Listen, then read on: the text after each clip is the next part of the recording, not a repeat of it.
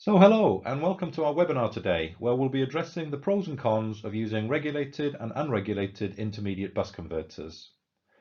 My name is Phil Goff and I'm a product marketing manager here at Flex Power Modules. The agenda for today looks like this. After a brief introduction to Flex, I'll give you a little background information about the change from 12 volt intermediate bus voltages to 48 volts, and then we'll take a look at the advantages and disadvantages of both regulated and unregulated DC-DC designs. Then we'll discuss the trend we're seeing for peak power capabilities within DC-DC converters, and after that we'll end up with a look at some relevant products from us here at Flex Power Modules and take a look at a case study. As always, there'll be time at the end for a short Q&A session, so if you have any questions during the presentation, don't forget to post them on the Q&A tab at the bottom of your screens. I'll be joined for that section by Gary Edmonds, Product Marketing Manager for AI applications here within Flex. Flex Power Modules has more than 40 years of experience in providing high-efficiency board-mounted DC-DC solutions to the telecom, datacom, industrial and rail markets. One of our key differentiators is the long history we have in offering digital interfaces in many of our devices, which are PM-bus compatible and bring an extensive array of possibilities to configure the devices, communicate with them on a system level, and control the module's operational performance within different application environments. Across multiple applications such as those seen here, we have a broad range of products to offer, and in particular in recent times, we've developed extensive solutions to the challenges posed in the data center and cloud markets, including applications such as artificial intelligence or AI. Talking about AI, maybe you've noticed and wondered why more and more DC-DC solutions are being developed for the datacom space that make use of the traditional telecom input voltage of 48 volts. Typically, racks used within data centers, for example, have employed 12 volt output AC-DC converters to provide a regulated 12 volt supply to the server blades populated on them.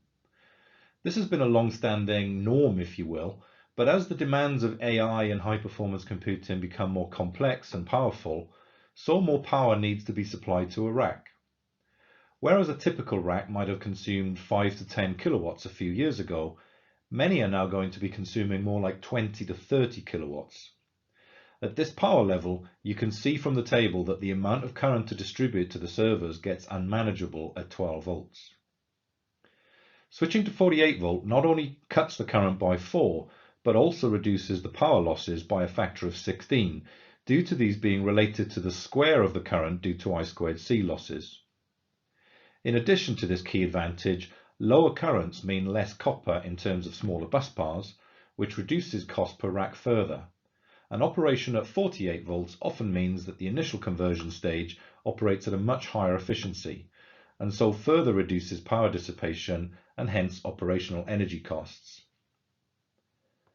48 volts is also a very well-known and accepted standard within the telecom industry, so there's already a strong ecosystem in place around it, and it's still considered a safe operating voltage as it is well below the 60 volt limit of SELV.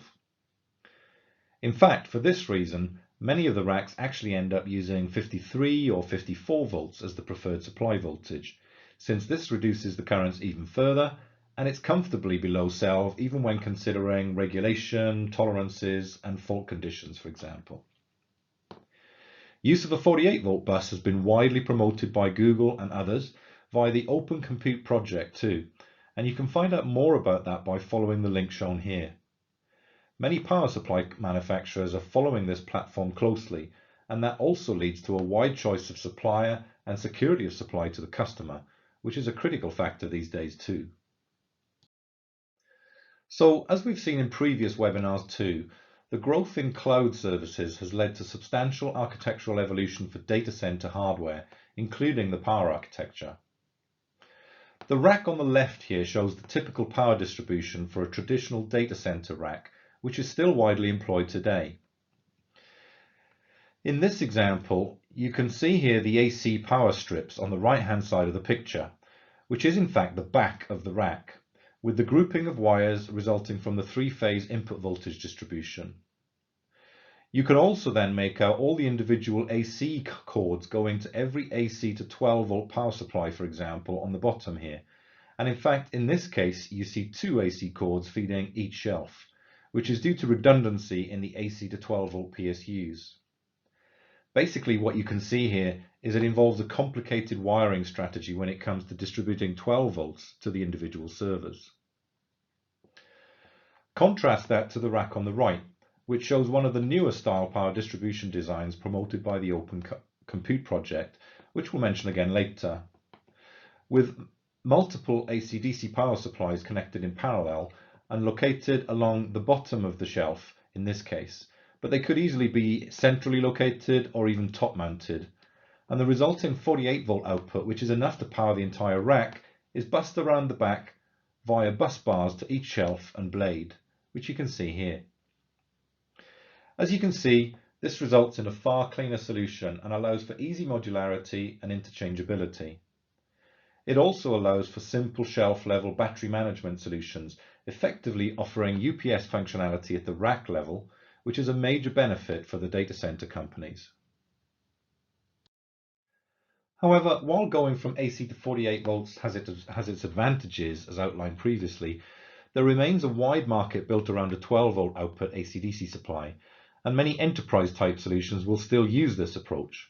And while they've been using the bulk power approach for some time now, which you can see at the bottom here in this example, we are seeing them also transition to 48 volts, as the power levels, even at an enterprise level, are also increasing, and it starts to make more sense for them to do so. Of course, when it comes to 48 volt distribution, since many server blades are still designed around a 12 volt supply, there's a growing market for converters to provide a 12 volt output from a 48 volts or 54 volt input. And this is where the next part of the discussion will lead us. Does that 12 volt need to be regulated? Does it even need to be isolated? Let's look into that some more. There are three key reasons why the converted 12 volts supplied from the distributed 48 volts might need to be regulated. The first is backward compatibility. For years, there's been an expectation that the 12 volts supplied by the AC/DC converters was regulated, and so many of the server blades and components around them have been designed with that in mind. Old habits die hard, and so sometimes we just have to accept that this is how it's always been. Secondly, many of the server blades make use of PCIe standard interfaces and daughter cards. This standard requires a fairly well-regulated 12 volt supply, around plus or minus 8% at the interface, and so this can be another reason why tight regulation of the 12 volt rail may be needed. There is a third arm to the argument in that the most recent memory standard, DDR5, has moved towards requiring a fixed 12 volt supply to be fed to the RDIMM server class memory modules used in these server applications, and onboard power management ICs, or PMICs, then take care of the local conversion down to the core voltage of 1.1 volts. The advantage for the memory module here over previous generations of module is a higher efficiency conversion to the lower core voltage and a more stable and accurate signal which is required for the higher speed operation. This though also assumes a well-regulated 12 volts is supplied to the memory module. With that said, as you can see from the comparison here, being able to use a non-regulated approach can bring significant benefits to the DC-DC stage, providing the intermediate bus voltage in terms of efficiency, power density, and overall performance. It also lends itself better to a wider range of input to output conversion ratios, which can bring additional benefits in terms of downstream conversion solutions to the core voltages operating with higher efficiencies when fed by lower voltages than 12 volts, for example 5 volts. The commonly used 4:1 ratio from a nominal 48 volts or 54 volts can be supplemented now by much wider ratios such as 6:1, 8:1, and even 10:1. It's clear then that both solutions have their advantages and their own benefits depending on specific applications and power architectures, so companies such as us here at Flex Power Modules must continue to offer solutions for both approaches. We'll see in later slides that we've developed excellent solutions for both regulated and unregulated converters, depending on which approach is best for the user. As we've discussed, working with unregulated solutions can bring significant benefits such as higher efficiency, lower losses, higher power density, and smaller size. These come about from the fact that less energy storage is needed for unregulated solutions, leading to smaller solutions, and the ability to operate at a constant duty cycle or fixed frequency for resonant topologies allows optimization to increase efficiency and so minimize losses. However, there's another benefit to unregulated DC-DC solutions, which is related to a growing need from the manufacturers of the latest CPUs and GPUs, and that is the ability to offer short bursts of peak power to the load during periods of increased processing demands. Again, this is linked to there being little or no storage elements needed in unregulated designs, and this enables higher peak powers to be delivered by the devices to the loads, but only for very short time periods, determined by the ability of the particular converter to dissipate the excess power and hence heat. Let's take a look at this in a bit more detail. Requirements for short bursts of increased power can come from a couple of different sources and result in dramatically different power requirements. Either there can be a need to spin up a hard drive or fans or charge large capacitive loads, for example, in which case the duration can be in the hundreds of milliseconds, or the requirement can be defined more as a shorter transient load demand during compute cycles where the additional power needed is only for some tens of microseconds or even less. If the user was to specify a power supply, or in this case a DC-DC converter, to manage these peak loads continuously, then clearly that would be inefficient both electrically and mechanically, and also commercially. Thankfully, DC-DC devices that are able to deliver these peak powers for the short durations necessary are now more widely available. Regulated DC-DC designs can be more suited to the longer duration peaks, since they have a low thermal impedance and can typically deliver the power for durations that could be as high as 1 second or longer in some instances. The extra heat dissipated can spread along the entire surface of the converter, and hence it can support longer time periods, but there will be a finite amount of current that can be handled. An example is shown here on the right-hand side of the available power for the regulated BMR 491 series. Whereas the continuous power is rated at 1540 watts, you can see that we state in the datasheet that the device can deliver up to 2450 watts of peak power for up to 1 second. In reality, it could in fact be longer than this, but we are conservative in our approach here to avoid overheating. The unregulated designs bring all the advantages mentioned earlier, but when it comes to peak loads, while they are in theory much less impacted by the amplitude of the peak power demand, they're much more limited in terms of the time period that these can be supplied for. Now the increased power dissipation and heat generated during the shorter but higher transient peak power must be handled in the MOSFET packages themselves, and so while they may be able to handle much higher currents, the time that they can withstand this for is dramatically shorter due to the lower thermal mass of these much smaller packages, maybe in the milliseconds or at most tens of milliseconds range. We'll discuss this in more detail on the next slide. When considering this peak power demand, it's maybe useful to discuss the different parameters that we need to consider.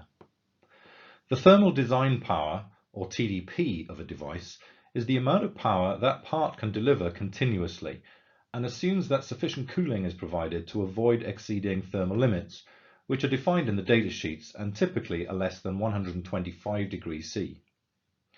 When we here at Flex refer to peak power, we usually mean a higher level of power for a limited time duration that is typically less than 1 second, or in the hundreds of milliseconds, for example. As mentioned, the key here is to ensure that the overall average power supplied by the converter is less than the TDP. There is a third definition, though, linked to GPUs, for example, which can be considered as extremely short but even higher peak power demands, and here we refer to them as transient requirements, which are usually much less than 100 milliseconds. As mentioned previously, in the extremely compact space-limited designs involved, the determining factor is linked to much more local power and heat dissipation within the components of the power supply themselves, and so it becomes much more of a limiting factor as to how to dissipate that power locally inside the design, since the thermal time constant in these very dense, unregulated solutions is much shorter than in the regulated designs with a larger physical size. What's critical in all of this is that it's not enough to state a peak power requirement or capability only in terms of amplitude, as there must also be a clear understanding of the peak duration and its frequency too. There are different ways of expressing this time versus power relationship in graphical form, both between devices and between different manufacturers, and an example of a stepped graphical representation can be seen here. But actually, as this topic becomes ever more critical from a system level, it can even be too difficult to define graphically, and there will need to be more interaction between the power supply itself and the system level controllers. This, in fact, will form the basis of a white paper and speaker slot that we'll be presenting at Electronica next month in Munich, together with our colleagues at onsemi, where we'll be presenting what we believe is a much smarter way of defining the TDP versus peak power relationship and protecting against overload using the digital interface to communicate much more intelligently with the system level controller. So look out for that if you're attending the show. We'd love to see you there. Here are some examples of the latest regulated solutions from us here at Flex Power Modules. The BMR 350 digital quarter brick is a non-isolated solution and delivers a TDP or continuous power of up to 1,300 watts and a peak power rating of up to 2,000 watts. If isolation is required, then the BMR 491 digital quarter brick can be considered, which delivers up to 1,540 watts TDP and 2,450 watts peak power. Finally, we have a smaller solution in the form of the BMR 492 digital eighth brick, which in this case delivers 800 watts TDP and 1,100 watts of peak power. All of these solutions have wide adjustable outputs from 8 to 13.2 volts, which is programmable via the PM bus interface, but they're often typically offered with a 12 volt nominal output from the factory. Peak power density for these regulated solutions come in at around 78 watts per cubic centimetre or more than 1,200 watts per cubic inch. For unregulated solutions, we can offer some exceptionally compact designs. The BMR 313-314 family has a 4:1 input-output ratio, and the LLC topology device delivers 1 kilowatt TDP and 3 kilowatts of peak power in a package size measuring just 23.4 by 17.8 millimeters and has a height profile of just 7.65 millimeters. The BMR 310 series employs a switch capacitor converter topology and delivers up to 860 watt TDP and 1 kilowatt peak. The base-plated design has a height of just 9.9 millimeters, but in open frame format, the height profile is just 6.5 millimeters. Finally, we have the BMR 320, which has an 8:1 input to output ratio for lower intermediate bus voltages, which offer efficiency advantages for downstream conversion solutions, and delivers 400 watts in a package measuring just 27 by 18 by 6.4 millimeters. All of these solutions are building block approaches and can be paralleled for increased power requirements and offer very flexible solutions for varying power demands. By comparison of the peak power densities for these unregulated designs, now we're talking up to an incredible 942 watts per cubic centimeters or over 15 kilowatts per cubic inch for the BMR 313 series, for example, which is around 12 times more than the best regulated solution. Of course, these types of ultra-small, ultra-high power density solutions will often be used with sophisticated cooling environments, such as liquid cooling solutions, alongside the associated processor to be able to remove the dissipated heat from the modules. We also offer some interesting solutions for the downstream conversion too, taking the intermediate bus voltage down to the core voltages. The BMR 510, for example, is a two-phase integrated power stage designed to be operated with an external controller. And these tiny 10 by 9 millimeter devices can deliver up to 80 amps continuously and 140 amps peak current. The power stage on top design means they're thermally designed for direct conduction cooling to heat sinks that are also used for the GPUs, CPUs, ASICs, etc. on the board that these are powering, and they can be used alone or as building blocks to deliver multi-phase solutions. The BMR 515 takes the multi-phase approach a step further, employing a 16-phase design and delivers up to 800 amps of TDC in this case, since it's current we're talking about now, and nearly 1300 amps of peak current. All this in a package measuring just 43 by 22 millimeters in size, but crucially just 5.25 millimeters in height.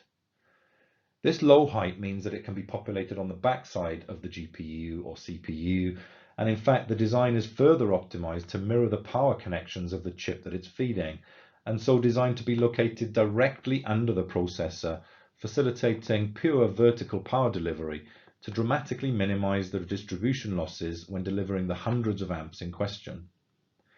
This particular 16-phase solution includes the entire powertrain, but future designs could also include the controller to offer a total solution, as well as potentially offering multiple outputs. So with that, let's take a look at a short case study that we've highlighted where we were able to help a customer recently achieve their needs, in this case with a regulated solution. Our customer, a key player in the area of cloud computing, needed a solution to deliver a regulated 12-volt supply to a server board across the entire input voltage of 40 to 60 volts. Their need was to be able to supply a continuous power of 1 kilowatts as efficiently and reliably as possible, but also be able to cope with peak power demands of up to 1.5 kilowatts. A key area of concern here from the customer was that their customers, the cloud data centers, need ever higher efficiencies to keep their electricity bills low. Total cost of ownership, or TCO, was an important parameter here, which includes the operational costs as well as the initial outlay costs. A high efficiency level also contributes to the data center power usage effectiveness, or PUE, which measures how much energy is used by the IT equipment versus the total energy required by the data center. When you imagine the physical scale of these operations with the sheer volumes of servers within them, every fraction of a percentage point in efficiency makes a huge difference in terms of the dollars saved. Another important factor to do with the efficiency of the DC-DC solution is that it will also contribute to reducing the required thermal management within the server, and the internal thermal design of the module itself should be designed to help reduce the required heat sinking and airflow as much as possible, thereby also lowering the internal temperatures that lead to long-term reliability performance, another key factor of TCO. Further savings are also possible for the data center when it comes to cooling the entire data center, be that air conditioning or other methods of heat removal such as water cooling. Our latest BMR350 device is capable of delivering the full thermal power, in this case up to 1300 watts, in an ambient temperature of 55 degrees C with a 1-inch high heatsink and just 200 LFM or 1 meters per second of airflow, which if you're not familiar with that, it's a pretty low value. Higher airflows will lead to the possibility of higher ambient temperatures and or lower internal component temperatures, so there was plenty of buffer room here in terms of the customer requirements. The BMR350 also includes PM bus communication that allows digital communication for monitoring performance and allows configuration changes to optimize specific application requirements.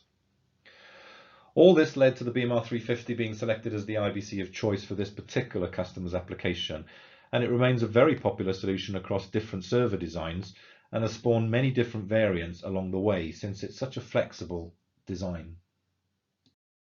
So just to finish up here, I just wanted to let you know of some interesting and useful resources that are available to you for further reading.